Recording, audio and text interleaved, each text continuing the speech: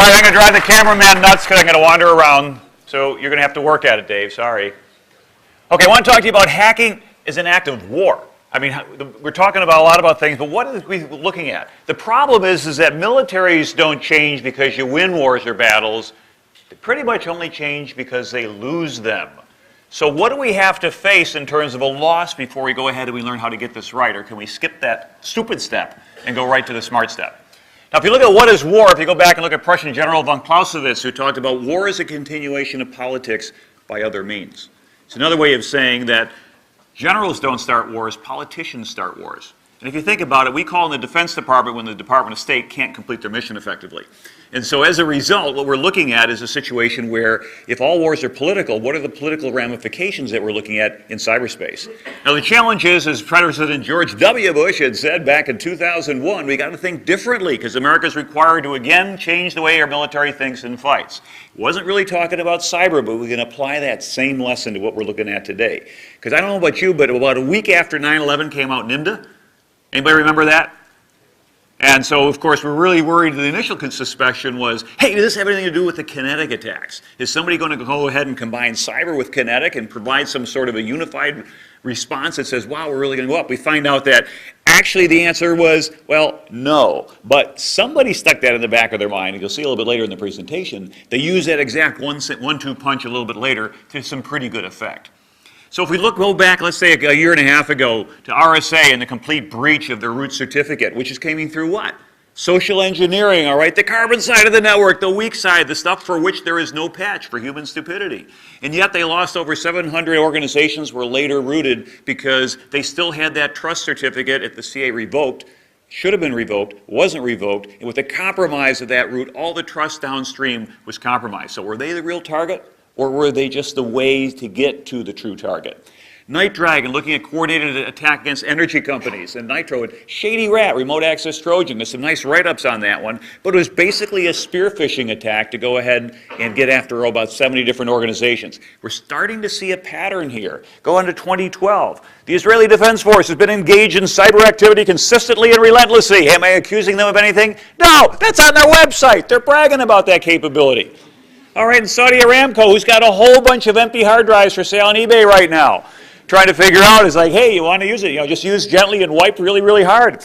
But what we find out is that we look at all the different things that are taking place that are out there, and organizations are ramping up their capabilities. Nation states are ramping up their capabilities, and the problem is that organizations like Saudi Aramco, not a specific government target, not a military target, but yet a very, very valid target nonetheless because of the fact that they control a lot of critical assets for that nation, with the potential implication that the compromise of those assets, i.e. can you get into the oil fields and shut down production or cause worse problems, could have global ramifications in terms of the price of oil and the international balance of power depending upon what countries export oil and what does that do for their economies. I'll let you connect the dots on that one. But probably the biggest danger we're looking at is the theft of intellectual property. We're seeing a massive sucking sound going off to the east, where what's happening is that the Western nations that have built and created all this intellectual property and capability is now going away and it's being sent over to other organizations, other nations, other nation states. And the big problem is, like you heard in the last thing, well, what do you do about non-U.S. citizens being accused of U.S. law? Well, here's a quick question for you. In the United States, what is their form of government? It is not a democracy. It is a republic, okay? Democracy is when 51% of the people can vote the other 49% into slavery. Republic goes ahead and says that we can go ahead and have representative, who will go and go vote on our behalf. Okay, so what is the governmental system of planet Earth? Anarchy. Anarchy is correct. Give that guy a teddy bear. Because anarchy means nobody's in charge. And the reality is, sorry, United Nations, you're not in charge. And so as a result, what happens is when you get nation state versus nation state, how do you enforce the consequences? You can't really go ahead and say, I want to sue you in court. No, what do? You demarche them with the Department of State, and that doesn't work. Call it Department of Defense, special delivery. Well, right now we got to wonder, is this stuff approaching the level of an active war? Because if somebody came in here and broke into all of our organizations and stole our secrets, or better, worse yet, broke onto an Air Force base, stole a couple Joint Strike Fighters, maybe stole a couple aircraft carriers, stole a couple submarines, things like that. Air Force, what do you steal some really killer golf clubs? And what you'll find out is that theft of intellectual property and the capabilities, we would say, hey, we're at war. The problem is they're stealing it bit by bit, or byte by byte, or torrent by torrent, and as a result, we're still suffering the same loss, but the concern is the implication of that damage is just as bad. Now, if we have bad security in the physical security realm, for those of us who've been overseas in combat environments, you recognize that bad things happen both to your equipment and to your people. And if you have insufficient fiscal security, what can happen is you could lose your stock market, you could go ahead and crash an economy. But if you have insufficient information security, eventually what you can do is you knock out critical infrastructure and you can really mess up an organization or a nation state. And now we got a concern about that third case. Could somebody do some serious, serious damage to the United States of America? If you look at the Department of Defense strategy for operating in cyberspace, it identifies a number of cyber threats. We've got external actors. Okay, these are the typical bad guys, the usual crowd. The insider threats, the malicious, the political, the financial motivation. Hey, why do people go bad on you? Because they want money, they want power, they want fame, they want something. But there's also supply chain vulnerability. There's more than just watching a tsunami come in there, then take out a nuclear power plant and that 1-2 punch disrupting your supply chain that you set up so you can no longer manufacture Toyotas because the left wiper blade factory got wiped out entirely. And Dr. Deming, who said, go to one single supplier, really shortened down our supply chains for just-in-time inventory, so all of a sudden we could be just out of time because you don't have to take out the Toyota plant. I only need to take out one small critical element of that. And we look at the ability to degrade the Department of Defense operational capability. We really, really need to be able to protect that. We learned some lessons when we're over there in the Balkans and watching what happened there with kind of the attacks going on. It can get a whole lot worse. The problem isn't so much that you are a target, is that you are the target. And the concern is that who's doing the targeting? Is it these folks? Who here is with Anonymous? Every now and then you get like, busted, dude, you're out. Okay. All right. No, you're too stupid then to be an Anonymous. Okay, but it's not these guys. Or these folks, which are whom? Oh, I always thought it was the Planters Peanuts on steroids. It's these guys, all right? Nations that are going ahead and manning up and training vast armies of people, because you look at this massive amount of information that's going, what the volume of the Library of Congress getting sucked out every year, who's got enough people to go through that thing?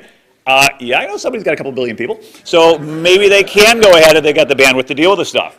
Now, we talked about Shady Rat a few minutes ago. Ongoing attacks around mid-2006, documented targets, federal government agencies, defense contractors, United Nations.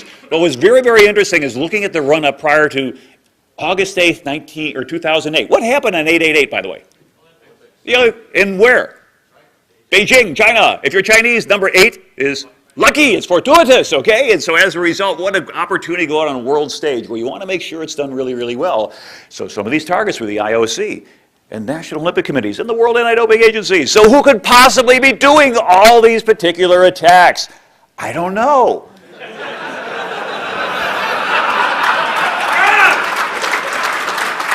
Because you know what? It's plausible deniability. I didn't do it. Nobody saw me. You can't prove anything.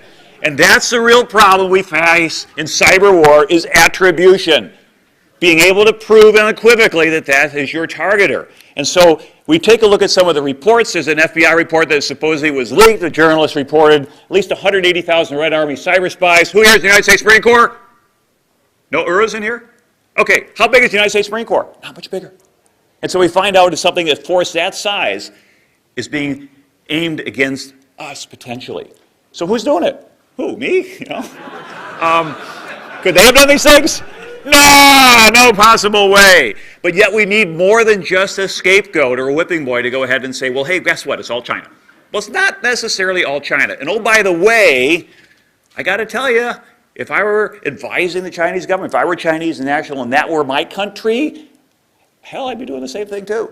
Why not? We're a soft, easy target, relatively speaking, so why not do that? And if you go back and you go into the Chinese philosophy, we talked about Clausewitz as being kind of the seminal thinker for Western warfare.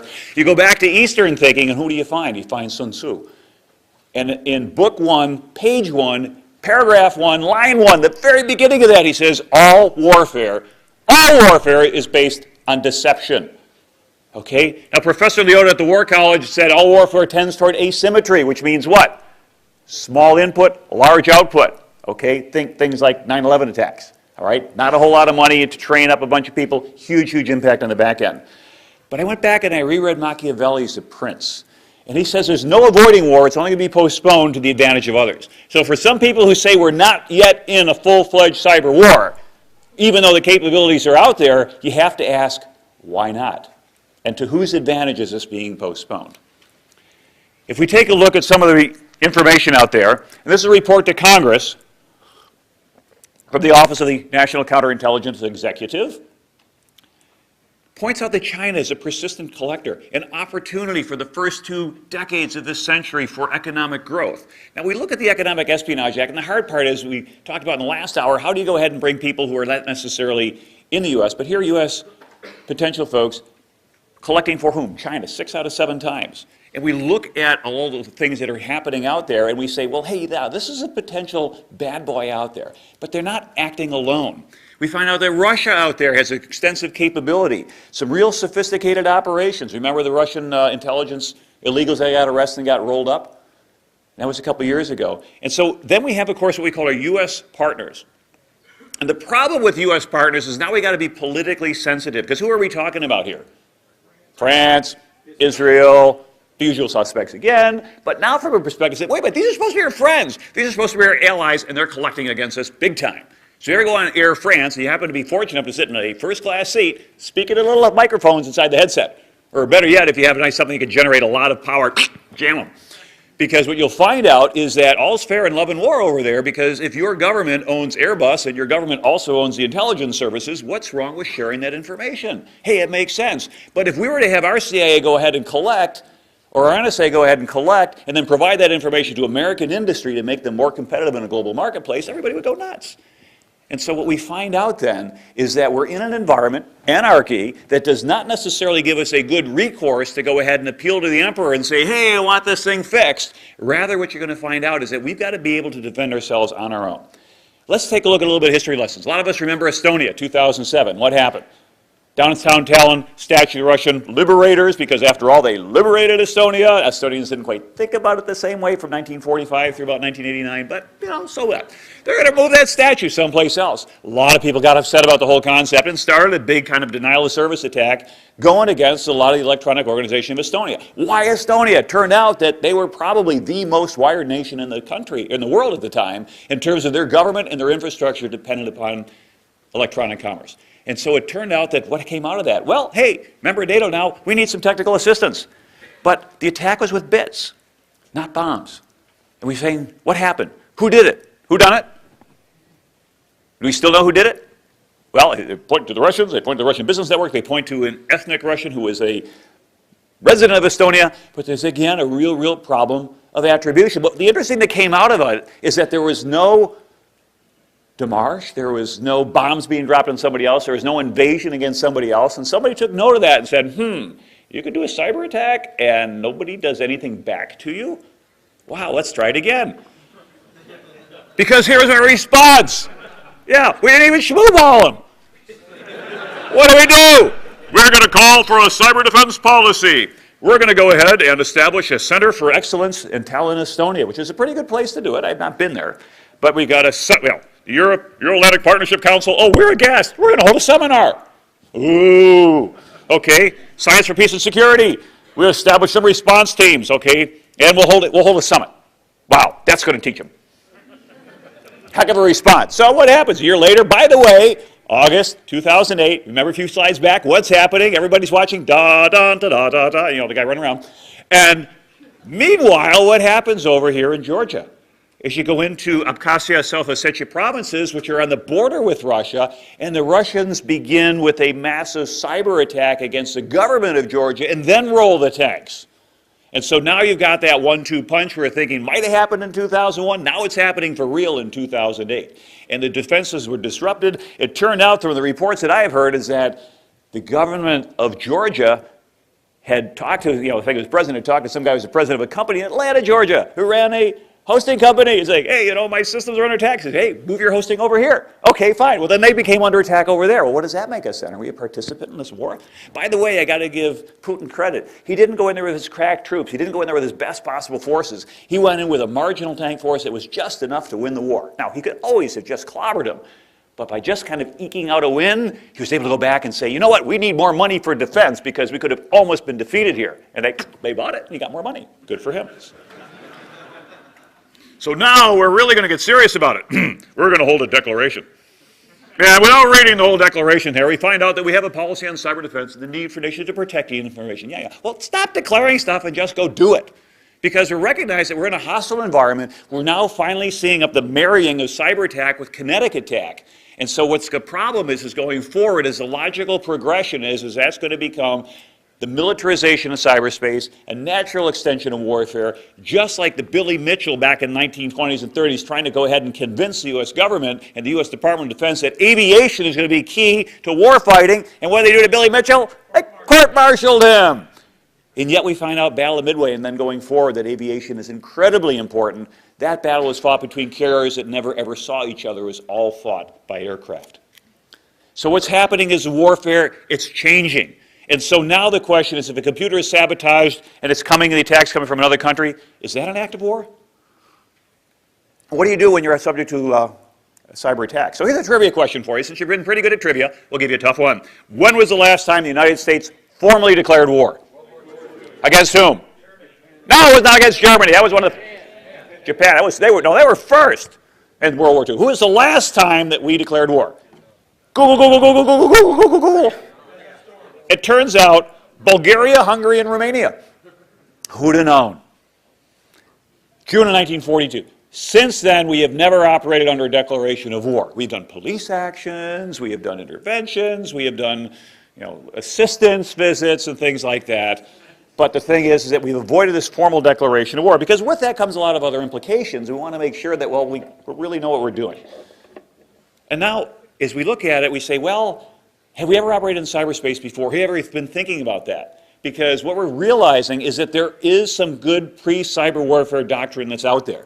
This is not going to require us to go ahead and say, scratch everything, start from scratch, but there are ways that we've used information in the past. So let's look at it from a military perspective, and historically, what did we do when we thought about doing information and operating in that sphere? Well, we called it information operations.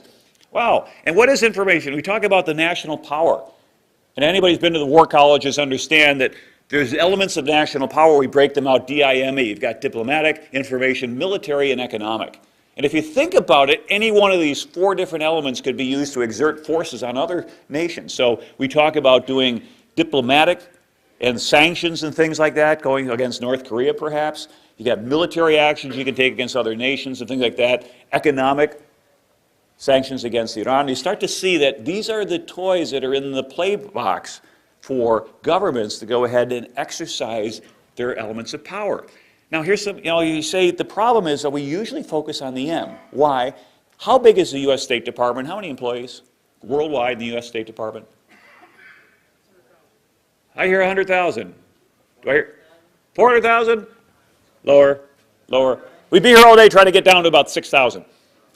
What's the crew of a Nimitz-class carrier fully manned when you're out at sea? About 6,500, okay? The entire U.S. State Department can fit on one carrier. Is there any wonder why you want to push the big M button on the response thing? Because there you're going to go ahead and get able to get a huge disproportionate response. But the thing is that I button is almost never used. We understand diplomacy. We understand economic sanctions. We understand how to do this in the military. But we know how to do information stuff. And all of a sudden we realize that a lot of our senior decision makers have their AARP cards. And it means that, they get the little jitterbug phones that things, with the big numbers on it. And don't let me, I've already got my renewal card coming from those guys, so it's a little bit scary. I know who stole that veteran's laptop because my invitation to AARP came right on schedule. But we realize that our senior decision makers tend not to push the I button because I don't think they necessarily fully understand how to do it yet. Now, we're getting better. But if we take a look at our information operations doctrine, we find out the United States and NATO and even the Germans, they've got lots of stuff you can look at out there. And you say, great, we've got some context we can work with. This cyber warfare stuff is not just all random and it's not all different. It's something we can deal with. So let's go ahead and take a look at the U.S. information operations. Can we do so? Yes. because it turns out that the draft, which came out in 2003, which was secret, has now been declassified. Awesome. So average people can go take a look at it. You ready to take a look at the United States Information Operations Roadmap? Here's how we're going to do it. Oh, jeez. Little bit of redaction here. So I don't know. How are we going to do this? We got to figure out something else. So it turns out that, now this is my hierarchy here. There's a hierarchy of understanding that I think takes place as we try to go ahead and figure out, as we take actions, what do we base them on? And because if we're going to take action, we should first base that on some sort of a doctrine, which tells us how we should act. Well, if we're going to write doctrine, which is important because it makes sure you're consistent, your doctrine should be in accordance to what? Policies. National policies. How do we do things like that? How do we develop our policy? Where's the policy coming from? Strategy. Yes. And the strategy is correct if it's based upon what? Yeah, your understanding or your national interests, which is going to be ultimately be based on wisdom, which unfortunately is not a line item you can order anybody. You can't go to the doctor, I need 100 cc's of wisdom for all my senior leaders. You either get it or you don't. You trade a lot of your time in your life and you hopefully get back wisdom, but some people just get older and they don't get wise. So if we try to aspire to making sure that this chain is intact, we have to make sure that if we don't understand information operations at the senior level, it's unlikely we're going to take ultimately the correct actions because that chain breaks. And so if you look at the definition of information operations, I'm not going to bore you. If you want to go ahead and download JointPub 3TAC13, you're welcome to it. Read up on it. But the whole idea is that we're trying to go ahead and alter the adversary's ability to make a decision or affect their perceptions so they see things that aren't there. They are given hallucinations to look at. They think all the Soviet missiles are coming over the horizon when in fact it's an untested radar system bouncing off the rising moon. Yeah, go back and check your archive book. Somebody in the US was fortunate not to push the button because they thought there was a massive strike coming. So you realize that our sensors can fool us, but good information operations means that someone's going to try to fool our sensors. And ultimately, if they get inside our decision-making process, we're going to make the wrong choices.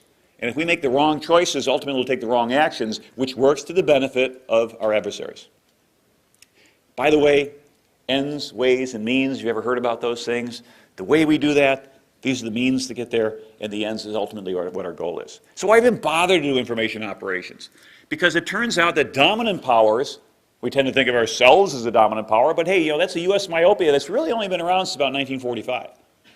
Prior to that, we were very much isolationist post-World War I, and prior to that, we didn't deal with any, what do we do? Spanish-American War, stuff like that. It wasn't really all that big. The United States pretty much said, leave us alone. And if you go back and you read your history books, in mid-2001, when I was a student at the Naval War College, we were talking about the Powell Doctrine. Colin Powell, who had been chairman of the Joint Chiefs of Staff, now becoming Secretary of State, who understands that when you hang up the phone on state and pick up the phone on defense, that people start to die and they get hurt and they get injured. And we saw Powell's original effort in the Bush administration as pulling the U.S. out of areas that were not part of our core strategic interests. We're going to back out of Bosnia. We're going to back out of places like Somalia, reduce our forces in South Korea, and things like that. And basically the U.S. is going to take care of the U.S. And on September 11, 2001, somebody dangled some bait in front of us that we just could not resist, and it totally disrupted that whole process. But it's interesting to think what a different world it would have been had the United States continued that retractive process. But for the most part, as a dominant power, what do you want to do? You want to maintain that dominance, right? If you're a lesser power, you want to use this asymmetrically to go ahead and offset the fact that you might not have the economic resources and the military resources, or you can't bring the diplomatic pressure to bear, but you can potentially bring this pressure to bear. And if you're an insurgent, a rebel, you can go ahead and go after the public opinion. Remember, this is information operations, so you look at things like the Zapatistas down in Mexico, or other places like were taking place in the Balkans, that we find out that trying to shape the population's viewpoint of what's going on is a huge way to influence the outcome. Clausewitz was talking about the other triad of war. You've got to have both the government and the military and what? The will of the people. What caused us to lose Vietnam? It wasn't the fact that our government failed. It wasn't the fact that they had more power than the United States military. It was the will of the people was constantly corroded and shipped away and used against us, at which point the U.S. walked away and gave up. Now, we've got some basis for it, because we've realized that in information operations, we can create a lot of damage for relatively low cost. You don't have to have a standing army. You don't even have to put your troops in harm's way. You could be sitting there 11,000 miles away and run just an effective operation as somebody's trying to smuggle into an organization or break in with the potential of getting caught and interrogated. And then, of course, it makes sense. So it turns out that information operations are going to work really, really well against us. Why? Because we have this huge reliance on our IT systems. Oh, the computer told us so. Anybody ever says, oh, it must be true, it's on the internet, right? Ever get that from people? Oh, my goodness. But now, well, my computer can't be wrong. Or you ever call it that's a computer mistake? No, computers don't make mistakes. They do exactly what you tell them to. It's just like the idiot who programmed and told you to do something wrong. How many lines of code in Windows 7? I don't know. I don't think anybody knows. Problem is you got stuck going all the way back to 1981 in there. And so it's not like you've got all the source code in one big repository. All right, there's some things we can no longer build. For example, the lunar lander. Nobody saved a copy of the blueprints. Seriously. We got one, but we have to reverse engineer it because all that stuff got thrown away. But the tobacco companies wish they did that with their information from the 1960s. It would have saved them about $40 or $50 billion. Good reason for document retention policy. But what you can do is you get inside an opponent's decision cycle. Okay, what we used to call it is, Colonel Boyd called it the OODA loop. You observe, orient, detect, act. And so what you want to do is if it takes you 15 seconds to figure out what's going on and respond, but I can do my responses in 10 seconds, I can constantly move faster than you can, eventually I will win. And that whole doctrine came out from the fighter pilot mentality, saying if I can get inside the other pilot's decision cycle, I'm going to win the dogfight every time. But now what we find out is we can affect the integrity of your systems, which means what? That you might have information that's no longer trustworthy anymore. I can affect the availability through DOSing it or selectively DOSing it, or the confidentiality by just simply compromising and taking it away. We a lot of times get obsessed on the C, the confidentiality and the loss of information, and we forget that just as critical is the I and the A. And so they're going to potentially influence our perceptions, which is going to affect our decisions, and go back to that tree, affect our actions, and cause us to do the wrong things under the circumstances. So there's a lot of players out there. We talked about China. And Sun Tzu also in that same treatise, it said the acme of skill is to win without fighting. If you don't have to put your army into the battlefield and you can still win, that is the acme of skill. RBN, Al-Qaeda, organized crime, hackers, sometimes getting hired above it. The whole dynamic has changed back in the 80s, 90s, and things like that. In the old days, if you were hackers, why? You did it because it was intellectual curiosity. Then later, maybe you did a little bit of mischief. Now, there's a lot of malice going on out there, and people find out a 0 day is worth a lot of money on the black market. And so the danger that we see now is that a lot of smart people are getting lured over to the dark side, not because they're necessarily ideologically aligned with other organizations, but there's a real big financial incentive. So, hey, why not? Someone's going to figure out about this thing anyway. You might as well cash in on it. So what do we do? Well, there are some things we can do. One of them is called self-defense.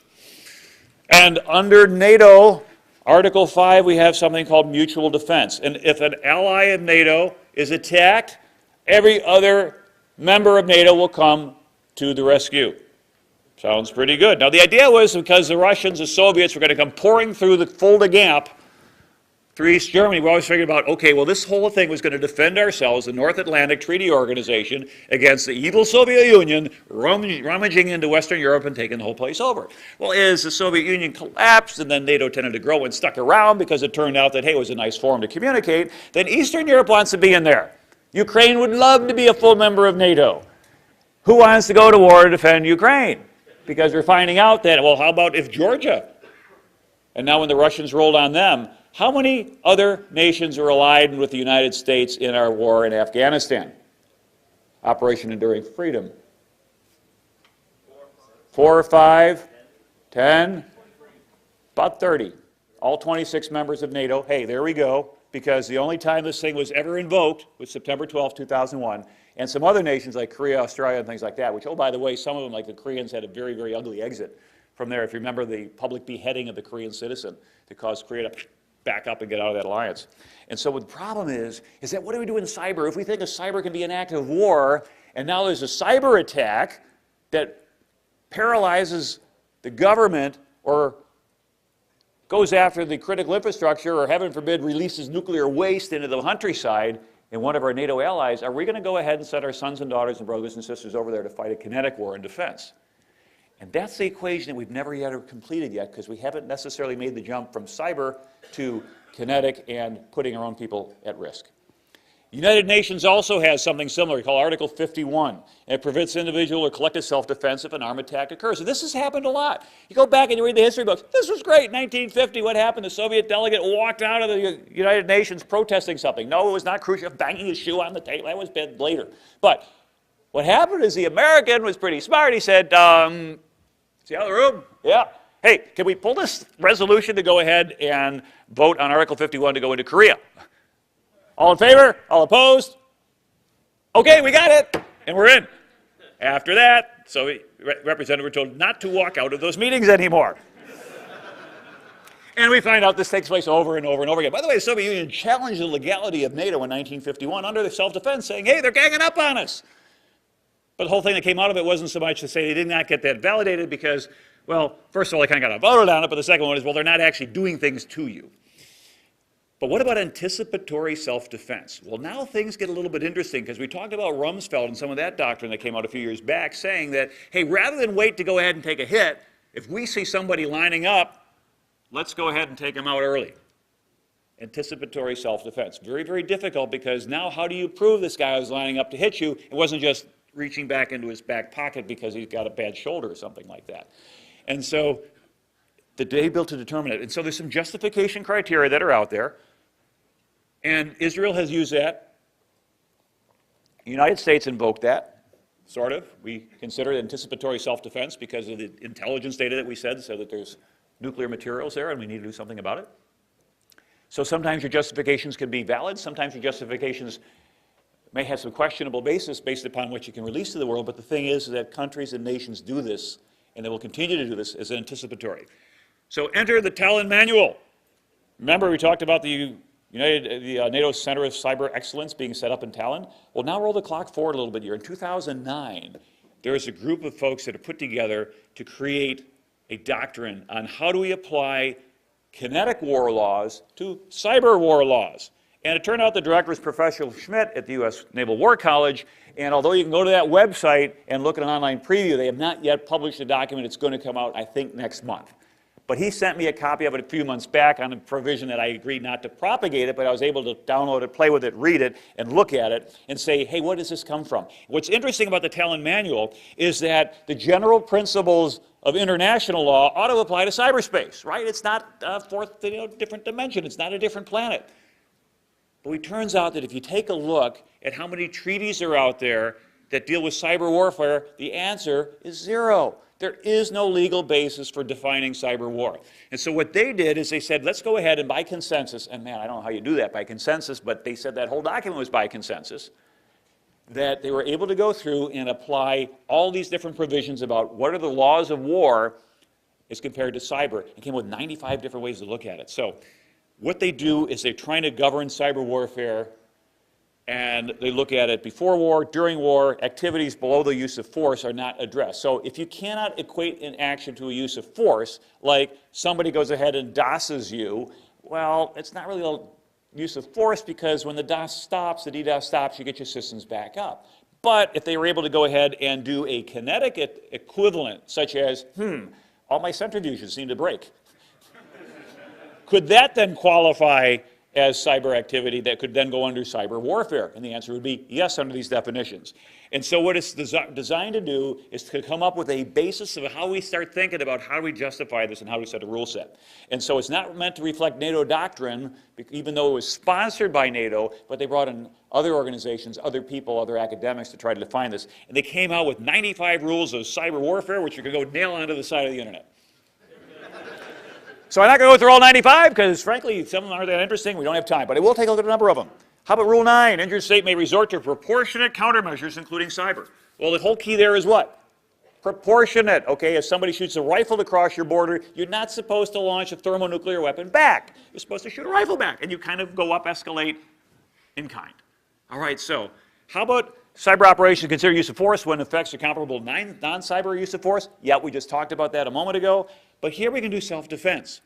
But again, this whole thing, they're not inventing these rules. They are looking at the body of law that's been out there, that's in the international community. And yes, by the way, we do have some things international, like Geneva Conventions and how do you treat prisoners and things like that. And that's where they got their basis for how they map these things in here. So cyber operations, we look at Estonia. What do? A lot of DDoS against the government and banking and infrastructure. But when the DDoS stopped, nothing was broken. So does not qualify. Georgia, level of armed conflict, going after Department of Defense, the government, blinding them, accompanying it with a kinetic attack. Absolutely, cyber is an element there. This is interesting. Your commanders could be considered criminally responsible for cyber war crimes. Well, how do we define a cyber war crime? That gets really interesting. I mean, what if you shut off the power to a hospital and lots of people die? Or you go ahead and you DOS an orphanage or something, and now you're starting to wonder, are these war crimes, killing innocent kids and children and stuff like that? If they're the target as compared to collateral damage, which is how we sort of justify that, well, you were in the wrong place at the wrong time. Sorry you got blown up, We got to be careful there. Now, it turns out, this is interesting. You look at combatant status. The Geneva Convention has a way that's defined. So if your grandfather were in World War II over in Europe, and now at the age of 88 goes over to go to Oktoberfest, they can't arrest him at Frankfurt Airport and say, you know what? You killed my grandfather on a battlefield. You're guilty of murder. I'm going to take you to court. Because armed conflict, he's in uniform, they're fighting by the laws. That's the way it goes. Now, if someone were over there saying, hey, I want to be Jack the Ripper over in Germany and be Hans the Ripper or something like that and start killing people, yeah, that's a crime. But you point that out. What's interesting is militias, volunteer corps, irregulars are unprivileged. But get this. If you do not, quote, commanded by a person responsible for his subordinates, you are by definition not entitled to the protection of combatant status or immunity, and therefore you are always a criminal. I don't know if the non-entity that organized, or anonymous, because there's nobody at the top, thought about that, but it technically makes anonymous by international convention all participants being illegal combatants and not subject to protection. Regardless of how important you think your actions are, if there's nobody at the top, you're operating extra legally. Mercenaries, no immunity and things like that. Cyber terrorism prohibited, not sure how you define that. This is interesting though, but if it has both a military and a civilian objective, like an airport or a power station or maybe fresh water supply, now you're starting to really get into fuzzy areas, it's a legitimate target. What I thought was interesting is that a cyber booby trap is prohibited. Does that mean no Trojan horses? Click here to open this. Now I can't do that, sorry, rule law says, rule 44. But I can use ruses, so I can honeypot you. But I can't download some corrupted PDFs. Good news to know that I can do cyber espionage. Thank you very much. Not like that there's been a problem lately. But get this. If you got some really bright kids under the age of 15, they can't hack. At least they can't hack and be part of war because they are child combatants. Okay, we're back to the children's crusades here. So you got to be really, really cautious about that. Now the thing is that diplomatic communications are protected from cyber operations at all times. Okay, I get the idea of a diplomatic pouch, but seriously, if you're sending bits and you got bad crypto, bad on you, okay? Cyber belligerents. Neutral states cannot allow belligerents to act from a neutral cyber infrastructure. What about this U.S. thing when they went ahead in Georgia and moved their stuff to, Atlanta? Did that make the United States a combatant in the war between Russia and Georgia, which is not really declared, and it was all running under the international coverage of the Olympics, and not too many people were paying attention to that. Interesting. So our environment is changing, and that means our target, or the list of enemy's targets is getting bigger. As we go to smartphones, tablets, dual use, the bring your own device, while BIOD has got to be the best thing if you're an opponent of the United States, because you're shredding any carefully established policies. And if you were the bad guys, you would love to see the demise of BlackBerry, because there goes the last chance for having good portable device security. Anybody get one of the new BlackBerry 10s yet? You have one? You have a beta. What do you think? Is it going to save the company? You hope. How many shares of stock have you bought then, since you got the beta? Ah, well, you got to follow through on your actions, right? All in or not in. Okay, we have a cultural shift. We want free access to information from anywhere, right? So what happens? Oh, wow, free Wi-Fi. Let's connect to it. Who knows what's going on in there? And of course, the geopolitical shift, what's happening is activities and knowledge. It turns out you don't necessarily have to have a huge resource base to be able to be a player. If you look at the natural resources of a country like Japan, very, very low on the scale, but in the 50s, 60s, 70s, into the 80s, they were able to become an economic powerhouse by the correct application of using things that had nothing to do with just mining it out of your own backyard. And so what happens is the principal threats aren't going to change anytime soon. I don't think all of a sudden we're going to see the Chinese say, hey, you know what, we're so sorry about that. No more of this silly stuff. Let's be friends, brother. But what we're going to see is some potential game changers that are out there. What's interesting is that Tom Holt, who's a professor at Michigan State, did a little bit of research trying to figure out, could people go ahead and be recruited as civilian cyber warriors? And so if you look at the Stanley Milgram experiments, anybody remember those from the early 1960s? What was that whole principle? Hey, could Americans do what the Germans were recruited to do? Would someone actually push a button and cause someone else to be killed?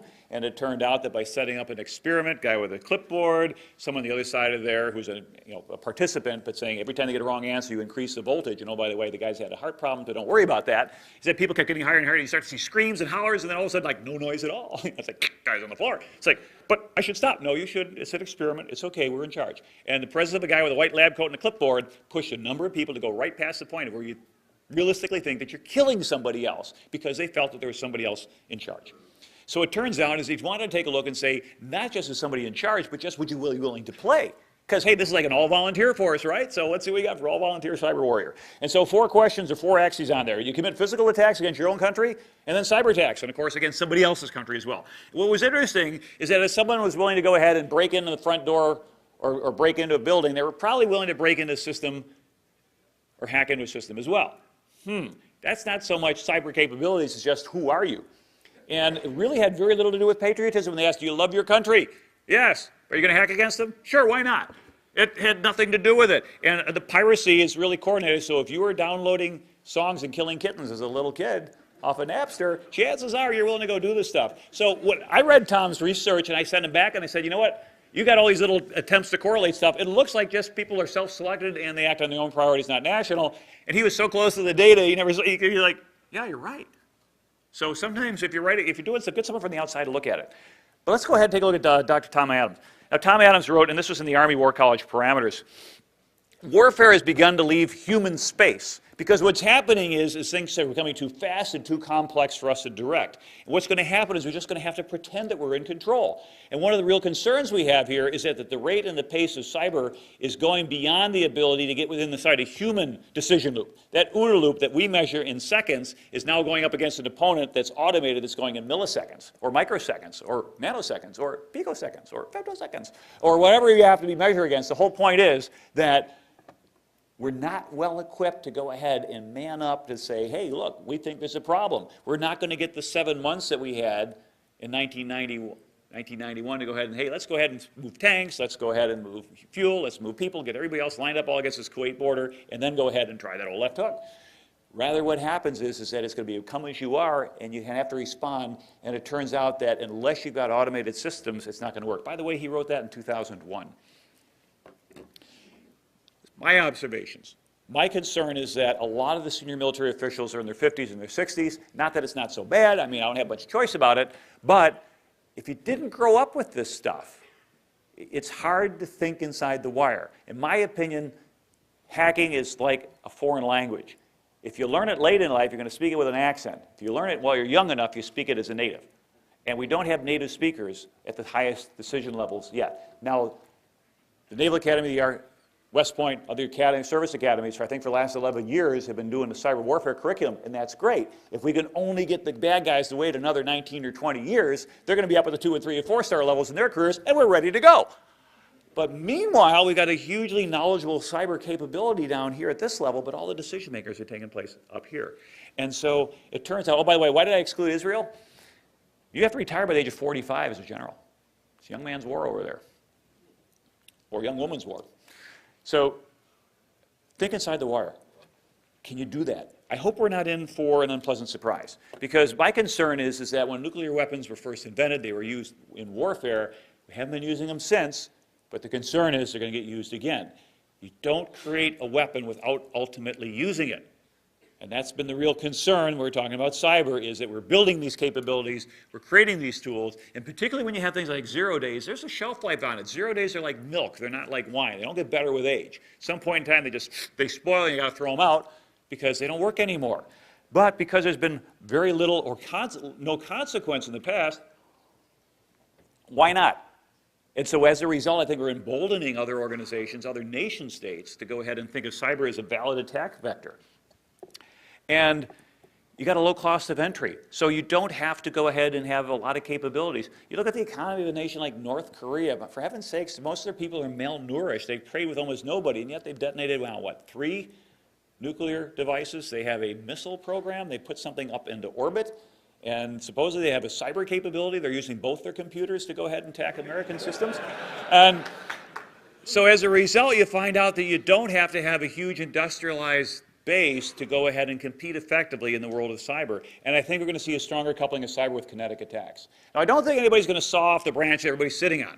Because, hey, if you can steal information across the internet, if you can go ahead and manipulate your opponent's perceptions across the internet, why take it down? Yet there are still people who go out there and blow themselves up and take themselves out and thinking that they're launching an attack, so I wouldn't fully count that out. That there might not be some damage that could go that way. And the attacks are going to get faster, they're going to get more precise, and I think the effects are going to be greater as we link more and more things together, and as a result we can have cascading failures in systems. And the real concern, and this is what we have to ask our senior leadership, is that are we preparing for the wars that we want to fight, or are we going to have to prepare, are we able to prepare for the wars that we're going to have to fight? And my concern is that we often look in the rearview mirror and say, you know what, we're getting really, really good at this insurgent warfare thing, so we're going to promote our officer corps based upon their abilities of insurgent warfare. We're going to tour and retour and re-retour everybody over in what was Iraq and Afghanistan, now Afghanistan, until you get to the point where we've got this amazing insurgent warfare capability. And then the next battle is something else entirely. You go back and you look at Gulf War, that worked well to our favor. Why? Because the United States since 1945 and the Allies were getting ready to fight what? Soviet Union coming through the Fulda Gap with tanks. And Saddam Hussein said, I challenge you to a tank battle with no trees and no mountains and no rocks and nothing in the way. And we're going like, dude, you serious? All right. Okay. Or in the words of Arnold, bad idea. So other nations watch that. They learn from it. They're not going to go ahead and challenge us face to face because our Defense Department has kinetic warfare capabilities unequal to anybody else, which is why you look at asymmetry. So you're really concerned about nuclear weapons programs in places like Iran because they say we don't have to field a big standing army. We can just go ahead and leapfrog all that. If we can get a device planted somewhere in the U.S. and it's not just the subject of a Tom Clancy novel anymore, there's an opportunity that we could achieve some sort of parity. And now that we can influence the United States in ways that we think that we want to. So bottom line, I hope not. This is a quote that this is a statement I made on September 10th, 2001, is that I was speaking at the EGOV conference and in the Q&A session, I said the problem is America has to get sucker punched before we recognize the emergence of a new threat because someday we're going to have to take a hit, we're not going to recover from it. By the way, that afternoon I got in the car and I drove up to New York because Tuesday, September 11, 2001 was my first day on the job working for Ernst & Young. They hired me to run their Wall Street security practice. And I got there at 8 o'clock in the morning. And 46 minutes later, of course, the first plane at the World Trade Center. I put on the 10th anniversary, so September 11, 2011, just Google GMARC or put GMARC Hard into YouTube. I've got a little talk that I gave for the Navy Leadership School because I ended up being the senior guy on scene. So a bunch of guys standing around like, who's in charge? I said, well, we don't have any officers. Like, all right, you got me. Not that's something I wanted to do, but it was an interesting exercise in terms of what do you do when something that absolutely did not plan on takes place. So we've got to be careful that America does not take that sucker punch. So those are my thoughts on hacking as an act of war. We got about 9 or 10 minutes for questions. Thank you very much. You first. All right, audience, applause first.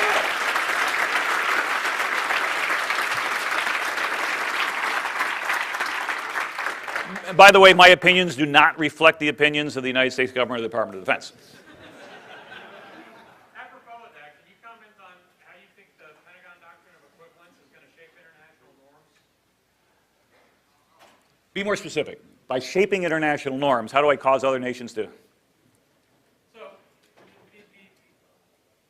there is an implication in a lot of your talk that cyber is being treated differently, right? And DoD has recently said quite explicitly that they're drawing an equivalence between cyber and kinetic. Got it. So how many combatant commanders today can fight a war on cyber? Sorry, you can fight a war in land, sea, and air. That's what we train them for. I worked on a staff of combatant commander for 2 years. Pardon? There's at least one combatant commander that can do it. Well, the Cyber Command doesn't have command of operational forces, okay? Geographic combatant commander. But the whole problem is what he's saying is the U.S. government is talking about a DOD doctrine equivalent saying, well, cyber is just like everything else. And it's not like the old Elmo thing. One of these things is not like the other. And, which one is it? All those 10 those combatant commands, that's that one. They're different. And the concern that I have, though, is that as we look at how we fight our wars, post-Goldwater Nichols and things like that, how do we organize our forces? The chairman of the Joint Chiefs of Staff doesn't call the things the combatant commanders. So U.S. Pacific Command, U.S. Central Command, organizations like that, those are the 4 stars that are in charge of the warfare. And all the services do is man, train, and equip. So if you're the chief of naval operations, and all you're going to do is providing the manning, the training, the equipping of people to go ahead and do that. So what we find out going forward is that in the cyber realm, if we're going ahead and we are handing over to NSA, handing over to Cyber Command, responsibility for running a cyber war, that's sort of like Captain Kirk going to Spock, analysis please. By the time Spock completes his analysis, he's an analyst, all right? General Alexander is a smart guy, a very capable guy, but he was not trained as a trigger puller. Okay, I spent my career, I spent over 30 years as a line officer trained to go ahead and make those decisions. And so the concern that I have is none of my peers could operate at this level here in this group, and it's going to be a few more years before we get a couple people that are there. So the doctrine of equivalence, I think, is an ambitious idea. I don't think we're there yet because we can't implement it because we don't have people who think in the wire yet. That's my humble opinion. Do you have the equivalence of the hotline that was instituted? No, are we out of time? Yeah, we need to get somebody with a wheelchair on. We need to get 6 minutes. All right, need to get somebody out of here in 6 minutes or? In 6 minutes. All right, we'll be out here in 6 minutes. No. We have to start the next talk in 6 minutes, and it involves someone with a wheelchair. Very well. Okay, let's go to talk out in the hallway, and we'll let someone with the wheelchair get in here. Thank you very much.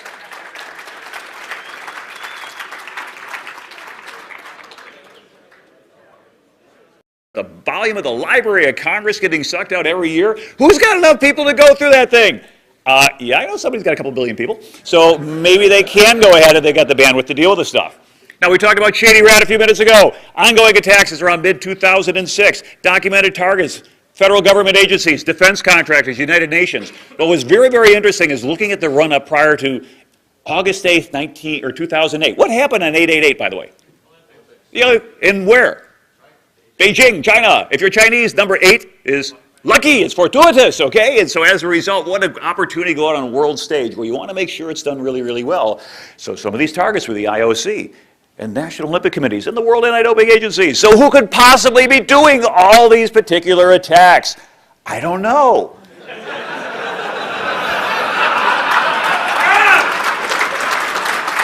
Because you know what? It's plausible deniability. I didn't do it. Nobody saw me. You can't prove anything. And that's the real problem we face in cyber war is attribution. Being able to prove unequivocally that that is your targeter. And so we take a look at some of the reports. There's an FBI report that supposedly was leaked. The journalist reported at least 180,000 Red Army cyber spies. Who here is the United States Marine Corps? No URAs in here? Okay, how big is the United States Marine Corps? Not much bigger. And so we find out it's something that force that size is being aimed against us potentially. So who's doing it? Who, me? Could they have done these things? No possible way. But yet we need more than just a scapegoat or a whipping boy to go ahead and say, well, hey, guess what? It's all China. Well, it's not necessarily all China. And oh, by the way, I got to tell you, if I were advising the Chinese government, and yet they lost over 700 organizations were later rooted because they still had that trust certificate at the CA revoked, should have been revoked, wasn't revoked, and with the compromise of that route, all the trust downstream was compromised. So were they the real target, or were they just the way to get to the true target? Night Dragon, looking at coordinated attack against energy companies, and Nitro, and Shady Rat, remote access Trojan. There's some nice write-ups on that one, but it was basically a spear phishing attack to go ahead and get after about 70 different organizations. We're starting to see a pattern here. Go on to 2012. The Israeli Defense Force has been engaged in cyber activity consistently and relentlessly. Am I accusing them of anything? No, that's on their website. They're bragging about that capability. All right, and Saudi Aramco, who's got a whole bunch of empty hard drives for sale on eBay right now. trying to figure out is like, hey, you want to use it, just use gently and wipe really, really hard. But what we find out is that we look at all the different things that are taking place that are out there, and organizations are ramping up their capabilities. Nation states are ramping up their capabilities, and the problem is that organizations like Saudi Aramco, not a specific government target, not a military target, but yet a very, very valid target nonetheless because of the fact that they control a lot of critical assets for that nation, with the potential implication that the compromise of those assets, i.e. can you get into the oil fields and shut down production or cause worse problems, could have global ramifications in terms of the price of oil and the international balance of power depending upon what countries export oil and what does that do for their economies. I'll let you connect the dots on that one. But probably the biggest danger we're looking at is the theft of intellectual property. We're seeing a massive sucking sound going off to the east, where what's happening is that the Western nations that have built and created all this intellectual property and capability is now going away. All right, I'm going to drive the cameraman nuts because I'm going to wander around, so you're going to have to work at it, Dave. Sorry. Okay, I want to talk to you about hacking as an act of war. I mean, we're talking about a lot about things, but what are we looking at? The problem is that militaries don't change because you win wars or battles. They pretty much only change because they lose them. So what do we have to face in terms of a loss before we go ahead and we learn how to get this right? Or can we skip that stupid step and go right to the smart step? Now, if you look at what is war, if you go back and look at Prussian General von Clausewitz, who talked about war as a continuation of politics by other means. It's another way of saying that generals don't start wars, politicians start wars. And if you think about it, we call in the Defense Department when the Department of State can't complete their mission effectively. And so as a result, what we're looking at is a situation where if all wars are political, what are the political ramifications that we're looking at in cyberspace? Now the challenge is, as President George W. Bush had said back in 2001, we got to think differently because America is required to again change the way our military thinks and fights. Wasn't really talking about cyber, but we can apply that same lesson to what we're looking at today. Because I don't know about you, but about a week after 9/11 came out NIMDA, anybody remember that? And so, of course, we're really worried. The initial suspicion was, hey, does this have anything to do with the kinetic attacks? Is somebody going to go ahead and combine cyber with kinetic and provide some sort of a unified response that says, wow, we're really going to go up? We find out that actually the answer was, well, no. But somebody stuck that in the back of their mind, and you'll see a little bit later in the presentation. They use that exact one-two punch a little bit later to some pretty good effect. So if we go back, let's say a year and a half ago, to RSA and the complete breach of their root certificate, which is coming through what? Social engineering, all right? The carbon side of the network, the weak side, the stuff for which there is no patch for human stupidity. And it's being sent over to other organizations, other nations, other nation states. And the big problem is, like you heard in the last thing, well, what do you do about non-U.S. citizens being accused of U.S. law? Well, here's a quick question for you. In the United States, what is our form of government? It is not a democracy. It is a republic, okay? Democracy is when 51% of the people can vote the other 49% into slavery. Republic goes ahead and says that we can go ahead and have representative, who will go vote on our behalf. Okay, so what is the governmental system of planet Earth? Anarchy. Anarchy is correct. Give that guy a teddy bear. Because anarchy means nobody's in charge. And the reality is, sorry, United Nations, you're not in charge. And so as a result, what happens is when you get nation state versus nation state, how do you enforce the consequences? You can't really go ahead and say, I want to sue you in court. No, what do? You demarche them with the Department of State, and that doesn't work. Call it Department of Defense, special delivery. Well, right now we got to wonder, is this stuff approaching the level of an act of war? Because if somebody came in here and broke into all of our organizations and stole our secrets, or better, worse yet, broke onto an Air Force base, stole a couple Joint Strike Fighters, maybe stole a couple aircraft carriers, stole a couple submarines, things like that. Air Force, what do you steal some really killer golf clubs? And what you'll find out is that theft of intellectual property and the capabilities, we would say, hey, we're at war. The problem is they're stealing it bit by bit, or byte by byte, or torrent by torrent, and as a result, we're still suffering the same loss, but the concern is the implication of that damage is just as bad. Now, if we have bad security in the physical security realm, for those of us who've been overseas in combat environments, you recognize that bad things happen both to your equipment and to your people. And if you have insufficient fiscal security, what can happen is you can lose your stock market, you could go ahead and crash an economy. But if you have insufficient information security, eventually what you can do is you knock out critical infrastructure and you can really mess up an organization or a nation state. And now we got a concern about that third case. Could somebody do some serious, serious damage to the United States of America? If you look at the Department of Defense strategy for operating in cyberspace, it identifies a number of cyber threats. We've got external actors. Okay, these are the typical bad guys, the usual crowd. The insider threats, the malicious, the political, the financial motivation. Hey, why do people go bad on you? Because they want money, they want power, they want fame, they want something. But there's also supply chain vulnerability. There's more than just watching a tsunami come in there, then take out a nuclear power plant, and that 1-2 punch disrupting your supply chain that you set up so you can no longer manufacture Toyotas because the left wiper blade factory got wiped out entirely. And Dr. Deming, who said, go to one single supplier, really shortened down our supply chains for just-in-time inventory, so all of a sudden we could be just out of time because you don't have to take out the Toyota plant. I only need to take out one small critical element of that.